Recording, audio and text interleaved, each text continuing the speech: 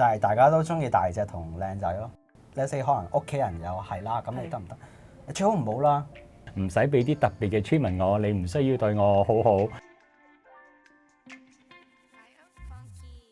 歡迎收睇《男男女女加點情趣》，亦都再一次多謝你哋 subscribe 我哋健康好人生嘅 YouTube channel。今集咧繼續有我 Alison 侯家明啦 Hello， 有我李嘉敏 Kman， 亦都有我哋上一集嘅兩位好嘉賓，包括咗有 Stephen 同埋有 Simon 嘅，歡迎你哋啊！繼續都係講一啲情趣嘅關係啦，又甚至乎咧係關係點樣可以搞得更加好啦。呢兩位真係極度好嘅人品例子，因為實在咧佢哋兩個之間個關係好好啦。佢哋又不斷去到製造更加多嘅情趣俾對方，長期保鮮嘅愛情真係好難得，所以咧更加要向你哋請教。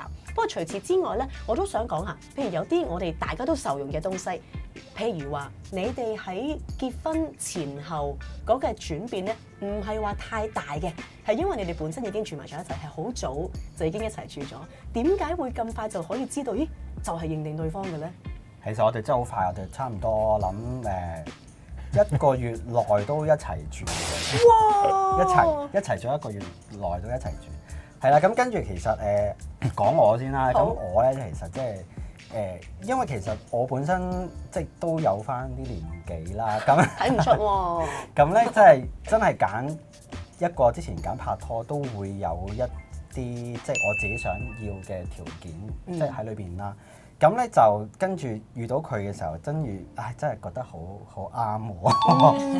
咁所以嗰個進度會好快，同埋我知道即係如果其實真係想行得耐咧，一定要去早啲一齊去相處下試下。因為好多時我會聽到有啲朋友有陣時好耐先至話會一齊住啦，因為有各方面嘅擔心啦。咁但係我覺得一齊住先係可以見到大家真係啱唔啱大家咯。係嘅，都係嘅。後生嘅時候就可能起碼去過旅行先啦，因為去一次旅行都已經見到好多真章㗎啦。冇錯，即係究竟你個洗手間要有幾多嘢啦，又甚至乎你平時唔化妝嘅時候起身個樣究竟係點樣樣㗎啦，都好基本嘅。但係一齊住係一個好大嘅一個關係上面嘅躍進啦。當其時你哋一齊住咗之後，有冇啲打退堂鼓啊？定話其實哇一拍即合？冇乜特別嘢令到我反，因為其實我都係容易 trigger 到一啲令到我反感嘅嘢嘅，但係喺佢身上我揾唔到嘅。係啦，咁所以呢一個絕對係件好，因為當我一反感咧，我就好難翻轉頭啦。翻唔到轉頭。係啊。曾經試過有啲咩令你反感㗎？一啲其實一啲好簡單嘅嘢，譬如話食嘢嘅食相啊，真係好細微嘅嘢，或者一啲生活上有啲污糟位，即係我會接受唔到嘅。個人衞生嘅。係啊。咁但係佢冇嘅，即係當然 of course 每個人都有缺點嘅，只不過係你接唔接受到，或者你願唔願意去包容，係啦。咁佢嗰啲全部都係好 minor 嘅，真係好 OK 嘅。係啦，very good。喂，其實1個月就住埋都真係幾勇敢喎。係啊，因為佢嗰陣時自己一個人住啊，所以我就好容易可以即係叫做搬入去住啫，就已經會完成咗。都係嘅，即係自己如果本身有一個空間，咁嗰個進度又可以再加速嘅。係，所以咧經常都話咧，以前嗰啲即係結婚前唔可以有性行為咧，到結婚之後都真係好大件事嘅，好大件事啊！肯定唔會發生喺我哋度先知道。咁又係嗱，呢個就係我另一個問題啦。其實咧喺揾性伴侶同埋揾一個終身伴侶咧，有環緊扣嘅。譬如話喺大家睡房當中或者係床上面嘅一啲嘅要求嘅話咧，都好早就已經知道究竟夾唔夾㗎嘛。喺你哋嘅經驗或者你哋聽翻嚟嘅故事入邊咧，有冇因為呢一樣嘢就即刻分手嘅咧？有，因為喺我哋嘅 circle 裏面，譬如話啲角色你係會認定，譬如話佢要做嗰個 position， 跟住呢個 position。咁如果你哋大家唔夠，或者你哋大家都係 prefer 同一樣嘢嘅，咁你哋唔會走得埋一齊嘅喎。其實，除非你有一個人願意做一個好大嘅 compromise 咯。係，基本上我可唔可以具體啲講？let's say 當係0同1之間嘅關係啦，即係我做開0嘅，但係原來我要揾一個1係唔容易嘅，或者我揾到一個佢唔肯。咁就變咗大家要有個共識啦。咁其實喺整個嘅圈子入邊咧，我都會覺得感覺上咧，性呢樣嘢係好緊要嘅。無論你嘅身體嘅吸引力啦，甚至乎咧喺 members 嘅世界嗰個吸引力法則，同我哋一般人所諗嘅吸引力法則有冇啲咩唔同咧？會唔會個身體上面嘅要求會再高啲咧？一定會啊，因為就係大家都中意大隻同靚仔咯，呢個係首要條件。真係㗎，係啊，同埋即係咯，唔知係咪男人特別注重外觀咧，所以全部男人喺埋一齊就會特別睇呢啲嘢。嗱，咁你去點樣揾呢啲大隻同埋靚仔咧？其實就即係你講我哋可能平時去識人嘅地方啊，其實香港真係都幾少㗎，即係其實就即係聽翻就即係可能去一啲娛樂場所，即係可能飲下嘢啊、唱下歌嘅地方啊，會容易聚集到啦。咁其實基本上可能即係等而家香港好啲啦，開始多啲一啲可能拼多啊一啲機嘅community 嘅活動啊，咁就會可以聚集到啲人去識人喎。咁就係通常都係透過呢啲渠道去揾嘅。你哋興唔興上網識人嘅咧？我自己唔係特別喜歡嘅，即係可能試過一兩次都係啲撞板嘢嚟嘅，識啲怪嘢翻嚟咁。放棄咗啦，太大落差啦，同網上面識嘅人，咁變咗我就會中意面對面咁樣識人咯，反而係啊。OK，Stephen 咧？我就其實我哋都有用過 Apps 嘅，咁但係最後都冇啦，都冇修成正果，最後都。咁你哋兩個係點識㗎？喺酒吧識嘅。哦，真係真人認識嘅。係真係識，真係。咁你哋點樣去展開話題嘅咧？第一句係邊個撩邊個，定係話係差唔多時間？咦，係喎。定係遠處已經瞄到？咦？幾啱幾順眼喎，定係點樣樣嘅？哦，OK，呢一個係因為我哋有一個嗰晚我同一個女仔朋友落去嘅，咁咧其實佢就好多年前識佢，咁變咗佢就唔知嗰晚佢係咪自己一個定係係啦，跟住就掹咗佢過嚟，跟住傾偈，跟住就覺得 OK 咯。始終都係嘅，即係就算科技幾發達都好咧，人與人之間嗰個嘅關係啊，或者嗰個嘅聯繫度有幾強咧。真係透過文字啊，甚至乎片啊，都硬係爭少少嘅。係真人先知道係咪有嗰個化學作用。chemistry 係啊。嗱咁新年度啦，去到可能方方面面咧都想了解一下啦。趁住有兩位咁好嘅嘉賓，其實咧香港接受同性戀嗰個尺度，你哋嘅觀察覺得而家係點樣樣咧？我覺得而家接受同性戀嘅尺度係一定會比以前更加開通咗、開揚咗嘅。但係香港都以我嘅了解，香港都人普遍就係口講會接受咯。但係咧有陣時你深入啲去了解佢譬如我實際啲講個例子啦。咁如果你 let's say 可能屋企人又係啦，咁你得唔得？最好唔好啦。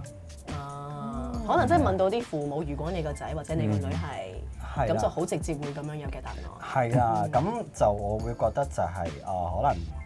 因為唔知係咪亞洲社會，大家都會有個印象，就係想俾人哋感覺我咩都話好嘅先啦，就唔會話特別好表達自己嘅意見啊。咁但係我就會有咁嘅感覺咯，即係如果喺我身邊朋友，我覺得佢咪真係完全係 buy 㗎，即係我都仲有呢啲 concern 嘅。係，又甚或乎喺職場上面，會唔會因為性取向而影響過你哋揾食啊、升職嘅機會咧？幸運地喺工作上就冇乜特別影響到我嘅，其實咁因為始終我係 online 去教，咁我唔似得一啲 traditional 喺學校教，咁嗰啲可能包袱會比較大嘅。係啦，咁所以幸運地我就喺幾個唔同嘅 industry 我都冇乜特別遇到啲咩好大問題。表面上冇遇到，但係佢哋心裡面點樣咧，我就唔知咯。嗱，其實網上面去教英文啦，或者係教語言啦，任何嘅形形色色嘅教學咧，好明顯嘅。究竟嗰一排我多唔多人 follow？或者我做咗呢一個嘅消息公佈之後，有冇少咗 followers？你嘅分析係點樣咧？OK， 咁因為我2020年同阿 Stephen 我求婚啦，咁我舊年我就將我哋 engage 咗呢一個 post 放咗上 Instagram， 咁喺嚟緊之後嗰幾日咧，我就少咗700個 followers。哇！係啦，咁有少少 surprise 嘅，係有少少 surprise 嘅，咁但係對我嚟講，其實你話又唔係特別好大打擊嘅，因為譬如我講得我都預咗，亦都會知道有咁嘅機會會發生。咁但係之後幾個禮拜嗰幾個月咧，就開始多啲唔同嘅人去睇翻呢一段咁嘅片咧，咁就反而我覺得係個 supporters 會更多咯，係啦，咁所以係一個幾好嘅 experience，令我睇到好多嘢咯。係啊，其實咧形形色色上面咧，無論係網上面嘅支持者又好啦，粉絲多少都好啦，嗰種實在嘅支援咧係好緊要嘅。如果你哋可以同普羅大眾去講下，其實你哋需要係邊一方面嘅支援咧？其實支援我又唔覺得特別需要好大嘅支援。其實我不嬲覺得其實譬如話呢一個 circle 嘅人，我哋只係想你當我哋係同你哋一樣㗎，我哋成日嘅冇乜特別㗎，唔使俾啲特別嘅 treatment 我，你唔需要對我好好，因為大家都係過自己嘅生活，即係大家都係起身返工養自己嘅小朋友啊、貓貓狗狗啊，咁所以大家都係平等嘅。咁只係需要你有嘅 right， 我應該有咯，係啦，咁大家做翻自己啦。咁我又好想問下，即係你哋喺香港結婚㗎嘛？其實喺香港同性戀結婚，即係嗰個程序上面啊，或者所有嘢其實困唔困難㗎？其實香港結婚當然大家都知道係未有啦。咁我哋就會選擇咗其實喺美國做一個 online 嘅註冊啦。因為當時已經開始疫情啦，咁我哋都冇得去第二個地方做。咁香港都會有一啲機構，即係可以，即係一啲公司可以做得到呢一個嘅。咁我哋就即係喺美國註冊啦。咁但係我哋就個慶祝活動，即係都會喺香港嗰度去做咯。因為都想俾身邊嘅朋友啊、屋企人啊，咁去參與我哋呢一個我哋嘅人生大事咯。係啊。其實件事應該係過去疫情令到呢類型嘅公司賺唔少喎，因為即係大家都冇得飛嘅時候，你焗住都會喺翻啲香港唔同嘅方式去做一啲結婚嘅程序、慶祝嘅活動又好，咁所以其實真係有呢類型嘅方法都幾好嘅一個 solution 咯。係冇錯。嗱跟住咧都可以趁住呢個機會咧，又再請教下你哋啦。嗱，始終咧我會覺得一般嘅朋友佢哋可能會有色眼鏡啦，又或者係過咗咁多年之後啦，都可以係時候打開個話題啦。咁其實對於可能一啲比較本身佢哋宗教背景又好，佢哋自己成長過程又好，文化嘅背景亦都可能有影響，有啲掣肘嘅，唔肯去面對或者唔想講、唔想接觸、唔想聽、唔想講。咁但係如果真係有個機會可以俾你透過節目當中去同佢哋講下，咦，其實會唔會都可以個心 open 啲，或者一齊去容納一下咧？我哋結婚嗰陣時咧，咁我哋都有喺度喺佢嘅 IG 嗰度 post 一啲結婚嘅片段啦。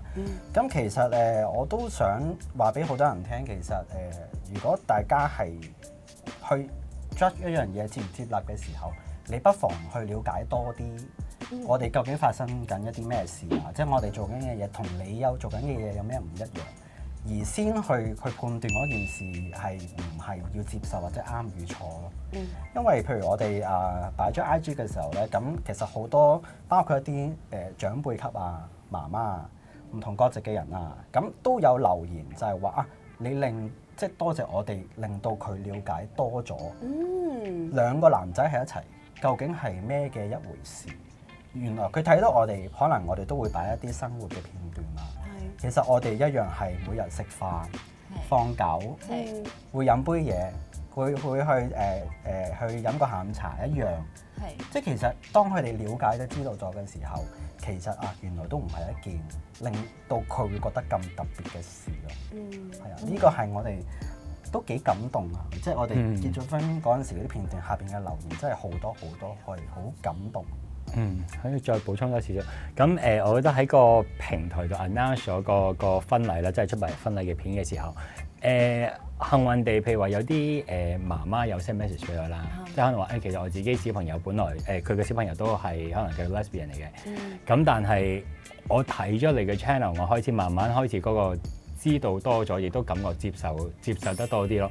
亦都有啲朋友會話原來我阿媽有 follow 你 Instagram， 係啦，但佢阿媽從來都唔同佢講呢一個 topic 嘅，即係佢 come out 過一次，跟住咧，但係可能佢阿媽鬧完佢一輪，跟住大家嗌完交，跟住唔再講。咁之後咧睇完之後咧，佢阿媽就再開翻呢個 topic 同翻個小朋友講咯。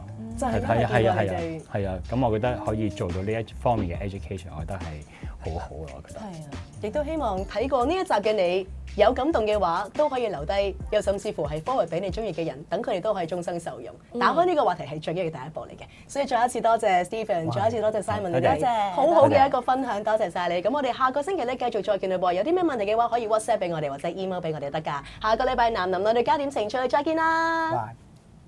喂，睇完片唔好走住啊！記得要訂閱我哋會繼續同大家分享健康同埋養生資訊，陪大家追求健康，享受精彩人生。